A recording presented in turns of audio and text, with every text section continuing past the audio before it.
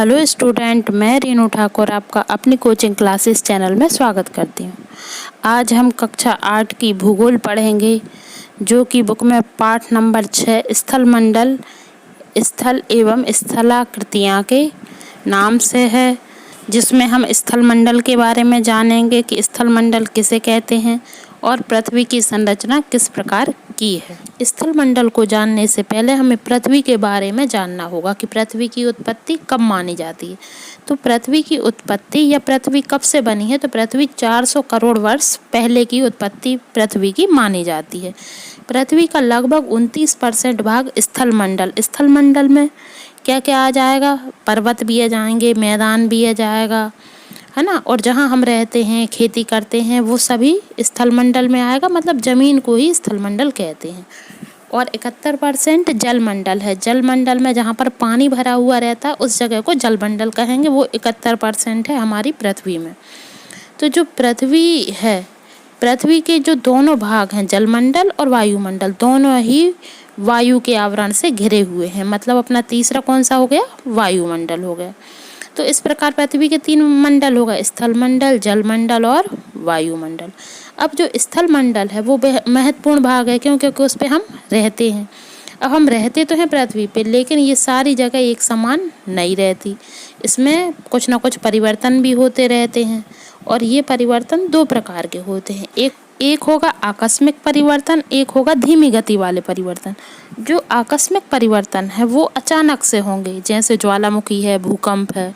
और जो दूसरा है धीमी गति वाले परिवर्तन, ये प्राकृतिक शक्तियों वाले होते हैं, जैसे पानी का बहना, हवा का चलना, हिमानी मतलब बर्फ का गिरना, समुद्री लहरें, ये सब धीमी गति वाले परिवर्तन हैं जो कि धरातल पे पृथ्वी पर होते रहते हैं। और यही परिवर्तन के साथ पृथ्वी चलती रहती है। अब हम इसके साथ पृथ्वी की संरचना को जानेंगे। भूगर्भ विज्ञान के संबंध में आज भी हमारा ज्ञान सीमित है, इसलिए पृथ्वी की आंतरिक संरचना का रहस्य मानव के लिए हमेशा ही कौतूहल का विषय रहा है। अब इधर वैज्ञानिक जो हैं वो खदानों की खुदाई, ज्वालामुखी उद्भेदन, भूकंप की तरंगें, इन सब से भूगर्भ की संरचना के बारे में जानने का प्रयास करते हैं। और वे तापमान, दाब, घनत्व, भूकंप, ज्वालामुखी, इन सभी के सहारे भी वे पृथ्वी की आंतरिक संरचना के बारे में जानने की कोशिश करते रहते हैं। तो वैज्ञानिकों के मत के अनुसार पृथ्वी की संरचना को 3 भागों में बांट सकते हैं। पहला है भूपर्पटी, इसे हम बाहरी परत कहेंगे। दूसरा है मेंटल, तीसरा है नीफे या क्रोड। तो जो पृथ्वी की सबसे बाहरी परत है उसको हम भूपर्पटी या फिर स्थलमंडल कहेंगे। इसी पर प्राणी और जैव जगत पाया जाता है। महाद्वीप जो हैं वो महासागरों के पैंदे स्थल मंडल के ही अंग हैं। और यह मंडल जो है वो हल्की जलज सैलों से बना हुआ है। इसकी मोटाई कितनी होती है, तो 10 से 70 किलोमीटर है।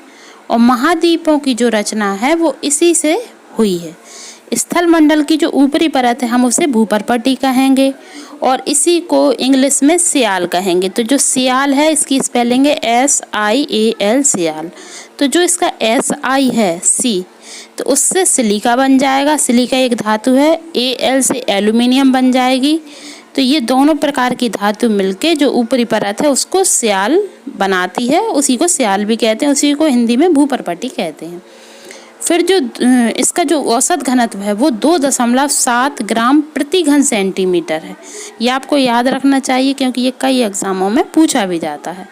फिर जो सियाल के नीचे की परत है, जिसे कि हम मेंटल कहते हैं, वो उसे हम सीमा कहेंगे। तो सीमा को भी SIMA, सीमा। तो SI जो है वो सिलिकॉन हो जाएगा और MA क्या हो जाएगा, मैग्नीशियम हो जाएगा।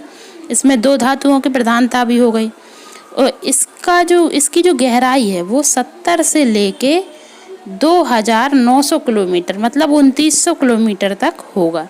इसमें ओलिवाइन और पायरेक्सिन, ये 2 प्रकार के खनिज की प्रधानता रहेगी। कौन कौन से, ओलिवाइन और पायरोक्सिन, 2 प्रकार के खनिज हैं जिनकी प्रधानता सीमा मतलब मेंटल वाले जो पृथ्वी का भाग है उसमें रहेगी। और इसका जो औसत घनत्व है, तो जो पहले वाले का औसत घनत्व था उससे थोड़ा सा ज़्यादा ही होगा। तो इसका औसत घनत्व 2.9 से 4.7 तक है। अब इसके नीचे जो पृथ्वी की क्रोड आती है, जो सबसे आंतरिक हिस्सा है पृथ्वी का, उसे हम नीफे भी कहते हैं, NiFe नीफे। तो Ni से हो जाएगा निकिल और Fe से हो जाएगा फेरस। तो यहाँ पे फेरस जो है उसे हिंदी में हम लोहा भी कहते हैं, कहीं कहीं फेरियम भी लिखा है। इसका भार और घनत्व सर्वाधिक होता है। इसका जो औसत घनत्व है किसका, नीफे का। नीफे क्या है, पृथ्वी का आंतरिक हिस्सा जिसे हम क्रोड भी कहते हैं। इसका औसत घनत्व 13.0 है और यह भाग 2900 किलोमीटर गहराई से लेके 6400 किलोमीटर तक की गहराई अर्थात पृथ्वी के केंद्र तक फैला हुआ है।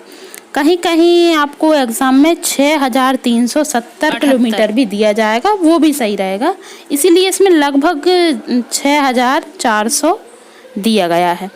तो ये सब पढ़ने के बाद इसमें एक बात तय होती है कि ऊपर से नीचे जाने पर घनत्व बढ़ता है और जो भूपरपटी है उस पर घनत्व सबसे कम होगा। ऐसे ही भार का होगा कि भार भी नीचे की ओर बढ़ता हुआ जाएगा और ऊपर की भूपरपटी का भार कम होता जाएगा।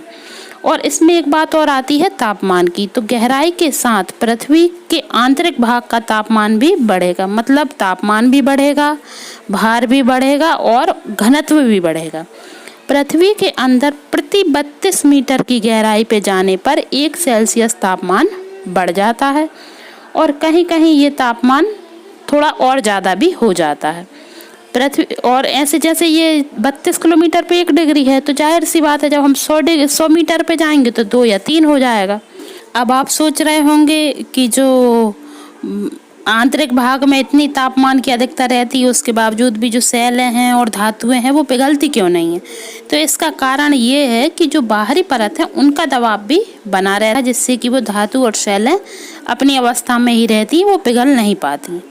यदि पृथ्वी की त्रिज्या पूछी जाती है तो पृथ्वी की त्रिज्या हम 6378 6378 किलोमीटर बताएंगे।